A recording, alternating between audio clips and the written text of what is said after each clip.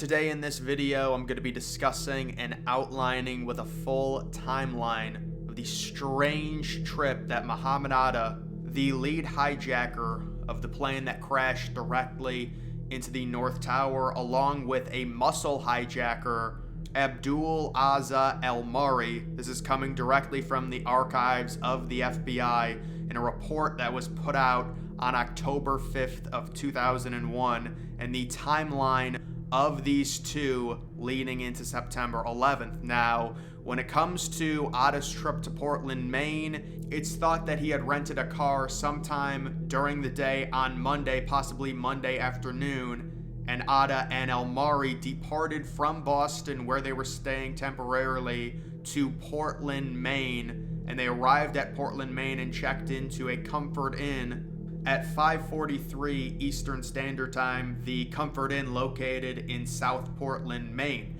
Now, before I get into the later timeline, the surveillance, the video cameras of these two and their whereabouts before September 11th, the obvious question is why?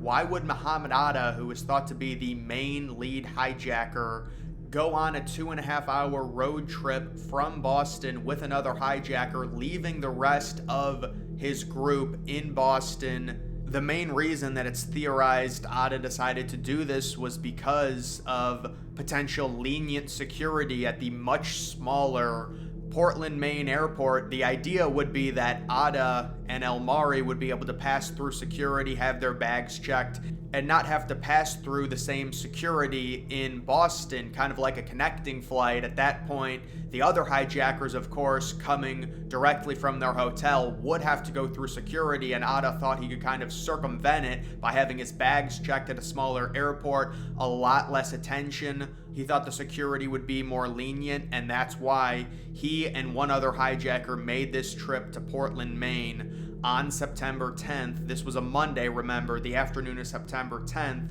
Atta and El-Mari check in to the Comfort Inn Hotel at 5:43, and their whereabouts are mainly unknown until around 8 or 9 o'clock, sometime between. They were seen eating at a Pizza Hut for around 15 minutes. Now, this does strike me as a little odd, eating at a random Pizza Hut at around 8:30 at night on a Monday. Of course, Atta and El-Mari really didn't care. This was probably their final meal. There is no surveillance camera of them inside the Pizza Hut, but it is speculated this would be Mohamed Atta's last meal, eating Pizza Hut in Maine at around 8:30 at night on Monday night, September the 10th. Now, at 8:31, Atta and El-Mari visited a KeyBank drive-up ATM, and this is where I wouldn't really call these famous photographs, but you'll see these in a lot of different places when it comes to September 11th. So this happened, I would say, about 12, 13 hours before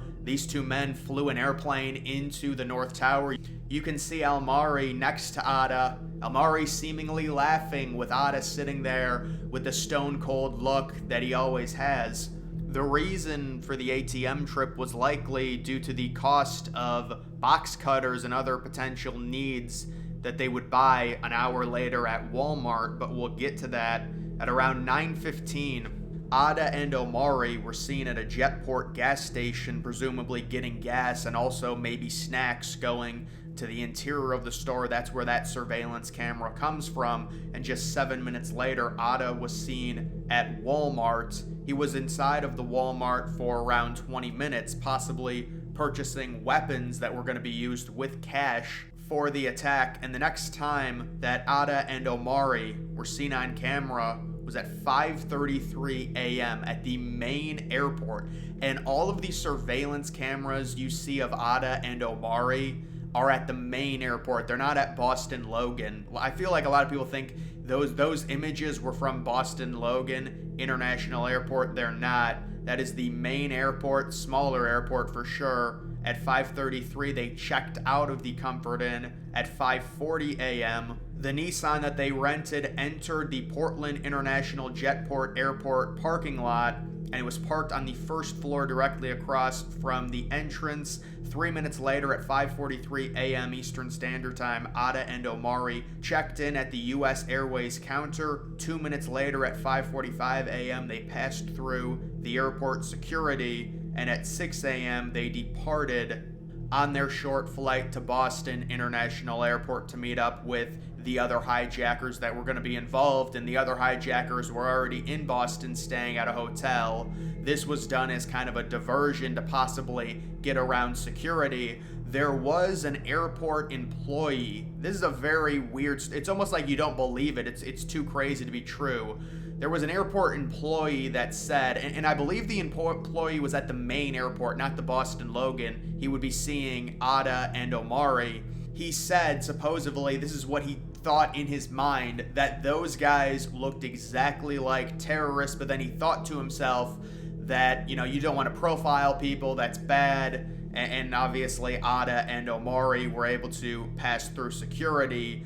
The short flight from Maine to Boston was at 6 a.m. So that is just an interesting little backstory to Mohamed Atta and another muscle hijacker, their little trip to Portland, Maine, and what they did the night before, going to a Pizza Hut, going to an ATM, possibly going to Walmart to get supplies for the September 11th attacks. But in looking at them, it's just crazy to think that at least Mohamed Atta knew. Some people say that the muscle hijackers, Omari, would be part of that group. They didn't know until it was actually happening, like until the day of. So maybe he didn't know he was gonna die, but it's crazy, when you know you're gonna die the next day, looking at the security camera and seeing them, and just how they were going to change the world, obviously in a terrible, terrible way. But guys, that is going to do it for this video. Make sure you follow me on X. Link to that's always in the description.